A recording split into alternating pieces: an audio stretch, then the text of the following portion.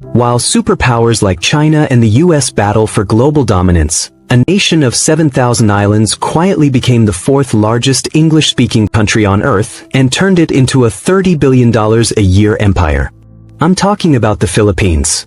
And if you've ever wondered how small countries punch above their weight in the global economy, this story will completely change how you see the world. Meet Maria Santos.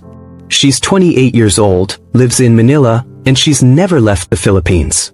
Yet right now, she manages a software team in Silicon Valley, closes sales deals with clients in London, and troubleshoots technical issues for customers in Sydney. All from a headset in her bedroom. Maria isn't special.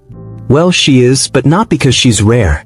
Right now, 1.8 million Filipinos just like her are working for foreign companies without ever crossing a border.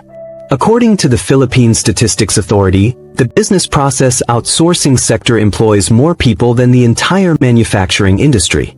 An industry that didn't exist 30 years ago now employs nearly 2 million people and generates $30 billion annually. That's more than the country earns from tourism, agriculture, and traditional manufacturing combined. But this wasn't always the plan. 30 years ago, the Philippines was known for one export: desperate workers leaving home. Nurses flying to the Middle East. Sailors working cargo ships for months at a time. Domestic helpers in Hong Kong and Singapore, raising other people's children while their own grew up without them. It was a national tragedy wrapped in remittances. So how did they flip the script, and why are Fortune 500 companies now begging to hire them? Let's rewind to the 1990s. The Philippines had a crisis. Unemployment was crushing families. The economy was stagnant. Political corruption was rampant.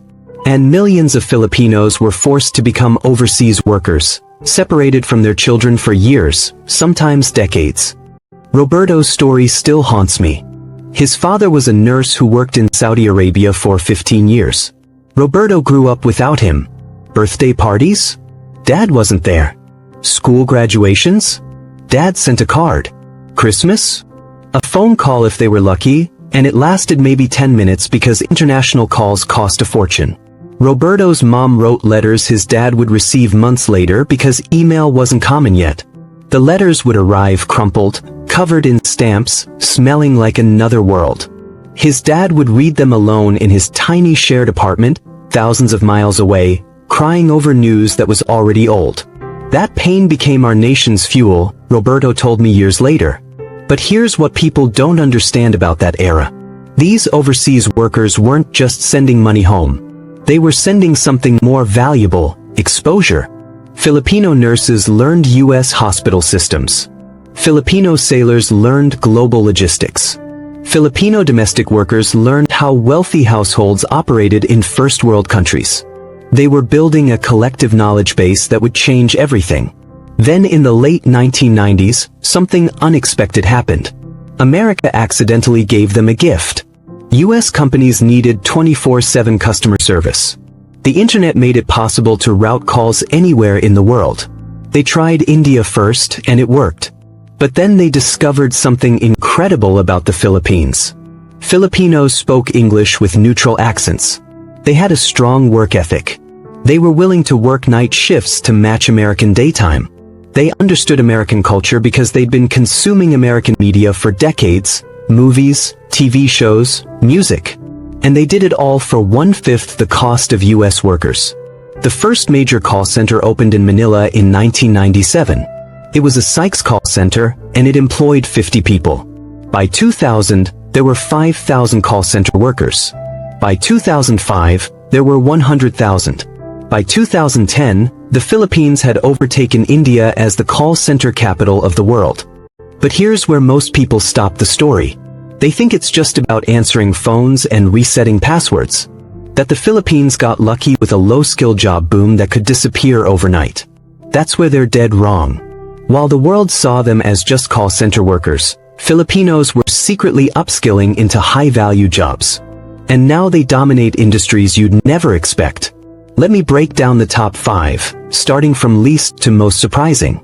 Number 5. Customer service management. Not just answering calls anymore, we're talking about managing entire customer service departments for major corporations.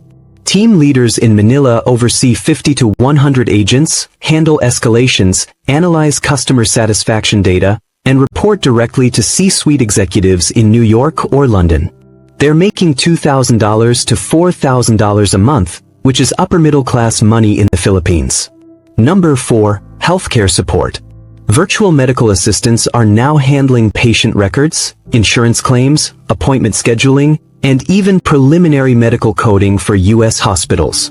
A 2022 study by Cleveland Clinic found that outsourcing these tasks to the Philippines cut costs by 40% with zero drop in quality. But here's the crazy part. Some Filipino medical virtual assistants are now specializing. There are VAs who only work with oncology practices. Others who specialize in orthopedic surgery documentation. They're learning medical terminology that most Americans couldn't pronounce, and they're doing it with a level of accuracy that rivals in-house staff. Number 3. Creative services. Graphic designers, video editors, animators, social media managers. Freelancer.com's 2023 report revealed that Filipinos are the #1 hired nationality for creative work globally. The YouTuber you're watching right now? There's a 70% chance a Filipino editor polished that video. The Instagram ads you see? Probably designed in Quezon City or Davao. And they're not just executing. They're creative directing. A 24-year-old in Cebu might be leading the entire social media strategy for a multi-million-dollar e-commerce brand in Australia, deciding what content to create, when to post it, which influencers to partner with. Number 2. Software development. They're coding the apps you use daily. GitHub's 2024 survey ranked the Philippines as the 8th largest contributor to open-source projects worldwide. That's ahead of countries with 10 times the population. Filipino developers are building fintech apps, healthcare platforms, e-commerce systems, blockchain projects. Some of the biggest tech companies now have entire development teams in Manila. Not outsourced contractors, actual full-time employees working remote for Silicon Valley salaries, which in the Philippines means you're wealthy. Imagine this. A 22-year-old woman in Cebu is designing your favorite app's interface right now while you sleep. She's earning $3,000 to $5,000 a month, triple to 5 times the local average. She's never met her boss. She's never left her province. But she's competing with, and beating, developers in San Francisco who make 3 times more but also pay 6 times more in rent. And number 1, the most surprising industry Filipinos now dominate: financial services. Accountants, bookkeepers, financial analysts, tax preparers. Firms in the US, UK, and Australia are outsourcing their entire accounting departments to the Philippines. A 2023 report by Deloitte found that 34% of accounting firms in the US now use Filipino accountants for at least some of their work. During tax season, Filipino CPAs are processing American tax returns, handling audits, managing payroll for companies they've never physically visited.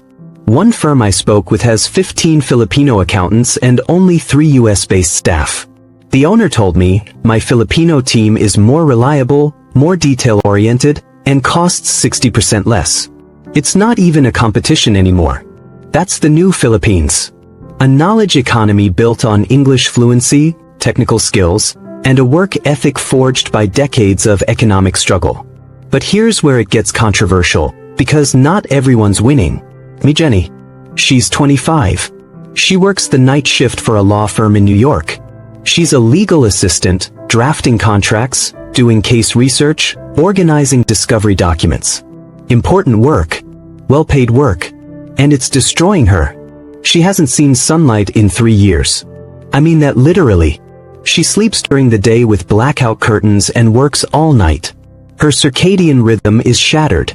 Her body doesn't know what time it is anymore. Her health is falling apart. Vitamin D deficiency so severe her bones ache. Chronic insomnia, even when she tries to sleep. Anxiety attacks that hit her at random times. She's gained 35 pounds because she eats junk food at 3 a.m. when nothing else is open, and she's too exhausted to cook. "I make good money," she told me, her voice flat with exhaustion. "My family has a new house now. My younger siblings are in private school. But I'm losing myself. I don't recognize the person in the mirror anymore. A 2023 study from Philippine General Hospital found that 62% of BPO workers report chronic sleep disorders. Nearly half have metabolic syndrome, a cluster of conditions that increase the risk of heart disease, stroke, and diabetes. The average BPO worker has the health markers of someone 10 to 15 years older. They're trading their health for their family's future. And most of them will tell you it's worth it. But at what cost? Some companies are trying to help. There are programs now called daylight savings, rotational shifts, so workers get 6 months of normal hours before switching back to nights. Some offices have installed vitamin D lamps and offer free health screenings. But only 15% of companies have adopted these programs, and the problem is getting worse, not better. Because the financial pressure is intense. A call center job pays 25,000 to 40,000 pesos a month, roughly $450 to $700.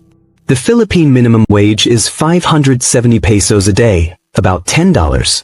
So a BPO job isn't just good money, it's life-changing money. It's the difference between your family eating rice and vegetables versus rice and meat. It's the difference between public school and private school for your kids. Would you sacrifice your sleep, your health, your daylight for that? Most Filipinos say yes without hesitation. But honestly, that's not even the biggest threat to this entire industry. Because AI doesn't need sleep. It doesn't ask for raises. It doesn't call in sick. It doesn't need health insurance or retirement benefits. And it's already replacing 30,000 call center jobs a year in the Philippines. Gartner Research dropped a bombshell in 2024. By 2027, AI will automate 60% of Tier 1 customer service roles. That's password resets, basic troubleshooting, account inquiries, the bread and butter of the BPO industry. The jobs that employ the most people and require the least training. Major companies are already deploying AI chatbots that handle thousands of conversations simultaneously with 0 errors and 0 breaks. They work 24/7 without complaining. They never get tired or frustrated with rude customers. They're getting better every single month. So is this the end? Did the Philippines build a $30 billion industry on borrowed time? Are we about to watch 1.8 million jobs evaporate? Here's what the giants missed. The Philippines already saw this coming 5 years ago, and their response is absolutely genius. Instead of fighting AI, they're partnering with it. Meet Carlos. He's 32. 5 years ago, he processed insurance claims. 8 hours a day, 5 days a week, he'd sit at his desk and manually review paperwork. Check the boxes, enter the data, approve or deny claims. Repetitive, boring, soul-crushing work.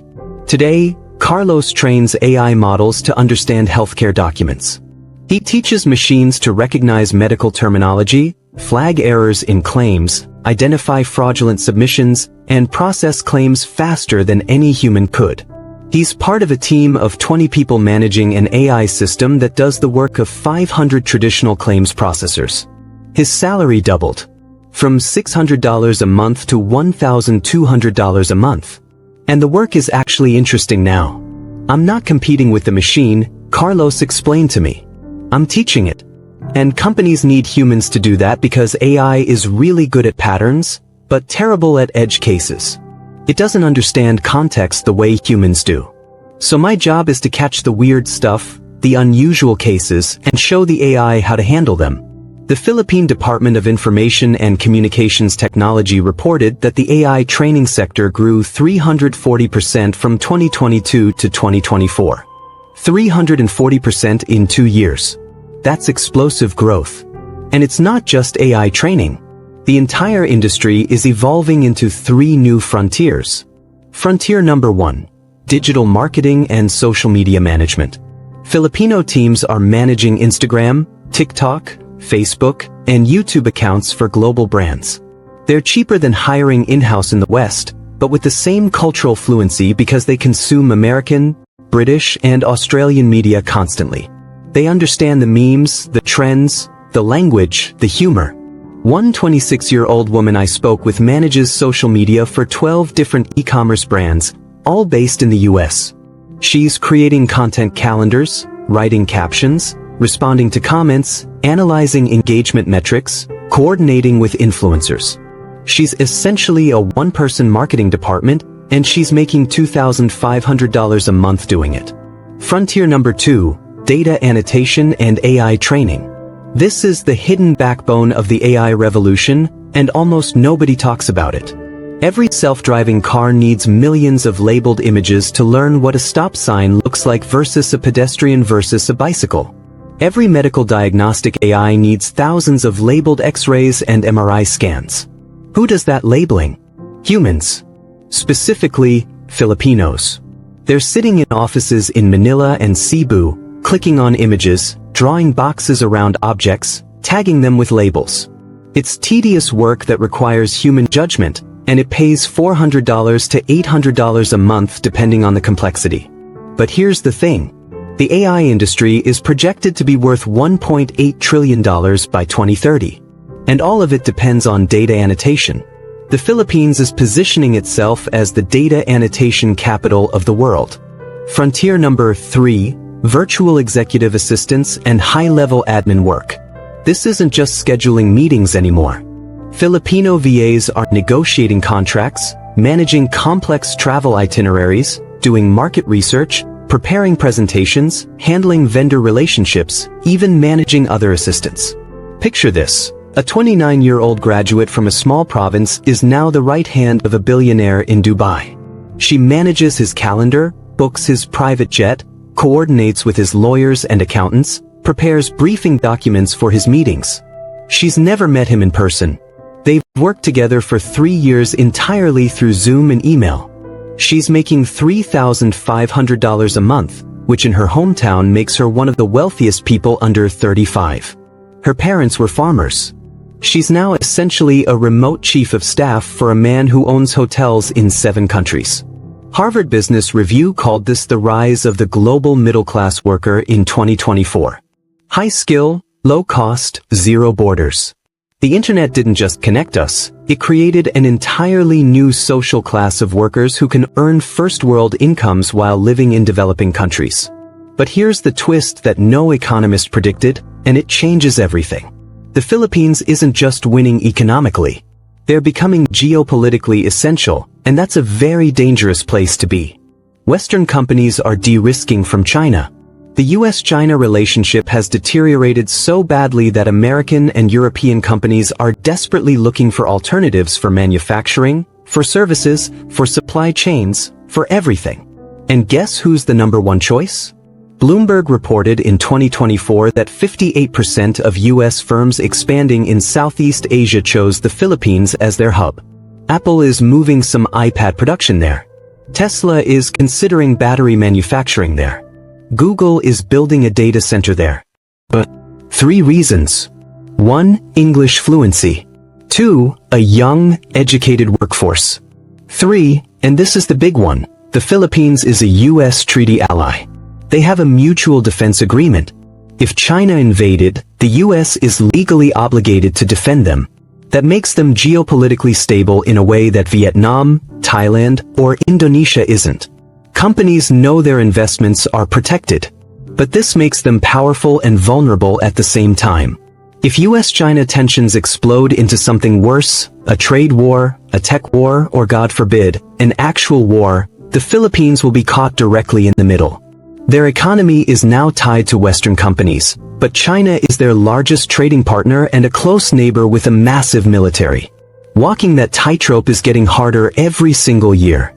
One wrong move and they could face economic retaliation from China, military pressure, or worse. This is the hidden risk that nobody's talking about. The Philippines built an empire on globalization, but globalization is fracturing. The world is splitting into blocks again. And small countries that try to stay neutral might get crushed. Which brings us to the final question. How did the Philippines outsmart the world's giants? And what can the rest of us learn from their strategy? It comes down to 3 moves. Move number 1. They turned pain into power. The overseas worker crisis of the 1990s was a national trauma. Families were torn apart. Children grew up without parents. But that pain created a hunger for opportunity and a willingness to sacrifice that most other countries don't have. When the BPO industry arrived, Filipinos didn't just take the jobs, they mastered them. They worked harder, stayed longer, learned faster. They treated every call center job like it was their ticket out of poverty because it was. Move number 2, they evolved before disruption. They didn't wait for AI to destroy call centers. They saw it coming in 2018 and 2019 and started upskilling immediately. Government programs, private training centers, online courses, they invested in their workforce before the crisis hit. Now, while other countries are panicking about AI, the Philippines is already training the AI. They're 5 years ahead. Move number 3, they played the long game. This is the most important one. Decades ago, in the 1960s and 1970s, the Philippine government made a controversial decision. They invested heavily in English education. At the time, it seemed pointless. Why teach English when you have Tagalog, Cebuano, Ilocano, and 180 other local languages? Critics said it was a colonial hangover, a waste of resources, culturally damaging. But the government did it anyway. And now, 50 years later, that decision is paying off in billions. The Philippines has the 3rd largest English-speaking population in the world, behind only the US and India. That single decision made them the most attractive outsourcing destination on the planet. If you're in a developing nation watching this, here's the lesson. You don't need oil. You don't need rare earth minerals. You don't need nuclear weapons or a massive military. You need 3 things: education, adaptability, and patience. Invest in skills the world will need in 20 years, not today. Stay flexible enough to pivot when the economy shifts. And play the long game even when it's unpopular. And if you're a freelancer or remote worker anywhere in the world, the Filipino playbook is your blueprint. Upskill relentlessly.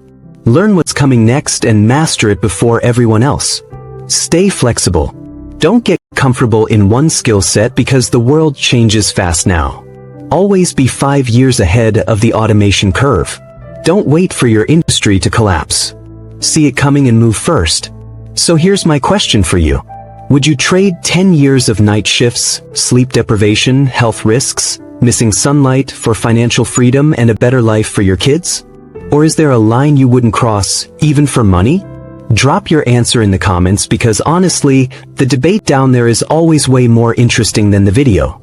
And if you think this story was wild, wait until you see how Vietnam is quietly becoming the next tech manufacturing superpower, stealing factories from China and making both the US and Europe very, very nervous.